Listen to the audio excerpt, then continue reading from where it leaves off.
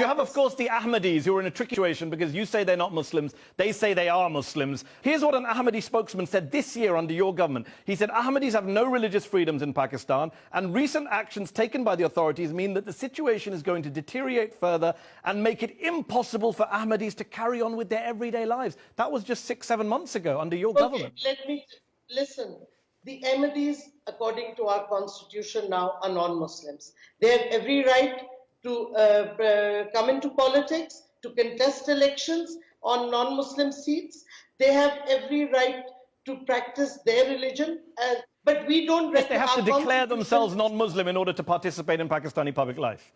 Some would say that's a form of apartheid. No, not to participate in public life, but yes, when we have to sign a form declaring, accepting the finality of the Prophet, peace be upon him, and those who don't, by our constitutional definition, are non-Muslims. So there is no denial of their political rights. But if they insist that our constitution is wrong and they want us to change that, then I'm afraid that creates problems. You say there's no denial of rights. You say there's no denial of rights. On this show back in 2016, when I asked Imran Khan, your Prime Minister, if he would extend equal rights to Ahmadis, he said, and I quote, "All human beings have equal rights. Anyone who is a Pakistani has an equal right." Yet shortly after he was elected to office last year, Princeton University economist Atif Mian, who had been selected to serve on the Prime Minister's Economic Advisory Council, was asked to step down because he's an Ahmadi. Why didn't the Prime Minister stand by him? Why didn't you stand by him if everyone has equal rights in Pakistan?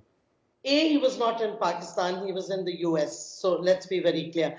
When you say equal rights, you have equal rights under the Constitution. You want to bring about constitutional changes. There are many constitutional changes which may improve the country. With the 18th Amendment, we have now power devolved, so bringing about any change becomes ever more difficult at the center.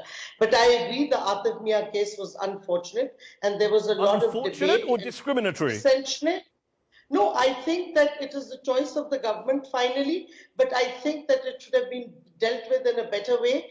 And the fact of the matter is that it should not have been done in the way it was done. If you knew it would become controversial, we should never have taken that decision in the first place. The gentleman is not in Pakistan, he's been living in the States, so it's not that he was being denied a right to be part of the government in Pakistan. He was being asked to be an advisor, and I think that it would have been good because he's one of the leading economists. Okay, but he was targeted because he was Ahmadi. No, the controversy was created needlessly, and I think that it could have been handled better. But he was not denied any right because he was being asked to come as an advisor on a sort of pro bono capacity. Shereen Mazari, thank you so much for joining me on Upfront.